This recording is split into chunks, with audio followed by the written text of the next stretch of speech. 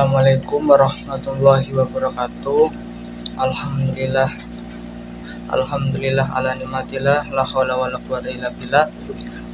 Bagaimana kabarnya teman-teman semuanya? Semoga tetap diberikan kesehatan oleh Allah Subhanahu wa taala sehingga dapat beraktivitas dan tetap giat dalam menuntut ilmu. Nah, pada pertemuan kali ini kita akan belajar bersama tentang topik yang sangat menarik dalam agama Islam, yaitu tentang materi qada dan qadar. Nah, pada hakikatnya materi qada dan qadar ini sering kita aplikasikan di dalam kehidupan kita sehari-hari. Nah,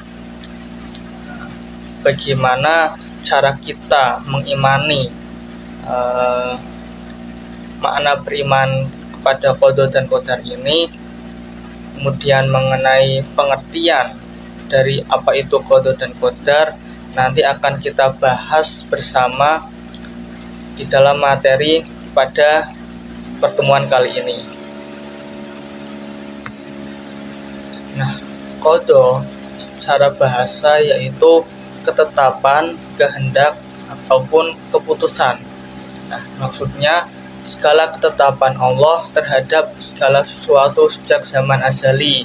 Nah, zaman azali ini yaitu zaman di mana Allah Subhanahu wa taala belum menciptakan segala sesuatu di dunia ini, di alam semesta ini ya. Nah, sedangkan qadar secara bahasa yaitu kepastian, ukuran, perwujudan kehendak ataupun kekuasaan. Nah, secara istilah dapat kita pahami bahwasanya qadar itu merupakan perwujudan kehendak Allah terhadap semua makhluknya dalam ukuran dan bentuk-bentuk tertentu sesuai dengan irodahnya.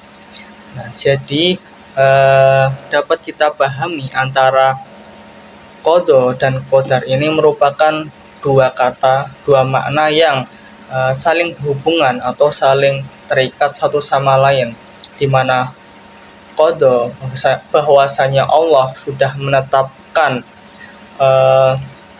sudah memberikan ketetapan, sudah memberikan kehendak kepada semua makhluknya dan akan diwujudkan melalui makna dari qadar. Jadi seperti itu. Qada dan qadar itu biasa kita kenal dengan istilah takdir. Nah, takdir baru dapat kita ketahui setelah terjadinya suatu peristiwa atau kenyataan tersebut. Adapun makna beriman kepada qada dan qadar yaitu iman kepada qada dan qadar berarti kita percaya bahwa segala apa yang terjadi di alam semesta ini, seperti adanya sakit dan sehat, hidup dan mati, itu merupakan kehendak ataupun ketetapan yang sudah Allah berikan. Qada dan qadar itu dasar hukum dari beriman kepada qada dan qadar, yaitu terdapat dalam Quran surat Ar-Ra'd ayat 11 yang berbunyi, innallaha la yughayyiru ma biqaumin hatta yughayyiru ma bi anfusihim. Artinya, sesungguhnya Allah tidak mengubah keadaan suatu kaum hingga mereka mengubah apa yang ada pada diri mereka. Quran surat Ar-Ra'd ayat 11. Takdir dibedakan menjadi dua jenis. Yang pertama yaitu takdir mu'allaq, yang kedua takdir mubrom. Nah, takdir mu'allaq secara bahasa yaitu sesuatu yang digantungkan. Sedangkan secara istilah dapat kita pahami bahwasanya Allah Subhanahu wa taala sudah memberikan ketetapan sejak zaman azali, namun ketetapan tersebut masih bisa kita ubah dengan melalui ikhtiar ataupun usaha. Contohnya kemiskinan, kemudian pandai, sikap pintar dan bodoh seseorang, dan rasa sehat. Yang kedua yaitu takdir mubrom. Nah, takdir mubrom ini secara bahasa yaitu sesuatu yang sudah pasti terjadi. Nah, sedangkan secara istilah Allah Subhanahu wa Ta'ala sudah memberikan ketetapan kepada seluruh makhluknya di alam semesta ini, namun kita sebagai makhluknya tidak bisa merubah ketetapan yang sudah Allah berikan. Dalam artian bahwasanya ketetapan yang Allah berikan itu bersifat mutlak tanpa bisa kita ubah. Contohnya yaitu kematian, rezeki, jenis kelamin, dan hari akhir ataupun hari kiamat. Manfaat beriman kepada qada dan qadar: yang pertama, akan memberikan ketenangan jiwa. Yang kedua, menjauhkan diri dari sifat sombong. Yang ketiga, senantiasa bersikap sabar dan syukur. Yang keempat, akan menumbuhkan sikap optimis.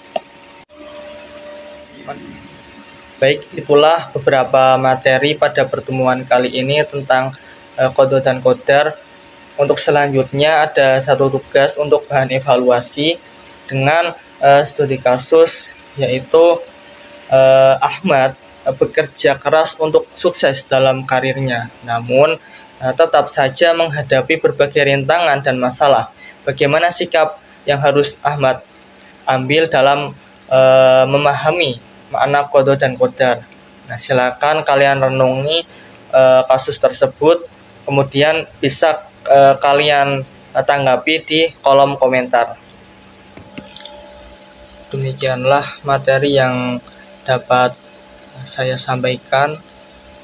Semoga untuk pembelajaran selanjutnya kita dapat mengambil hikmah ataupun ilmu manfaat yang kita pelajari bersama.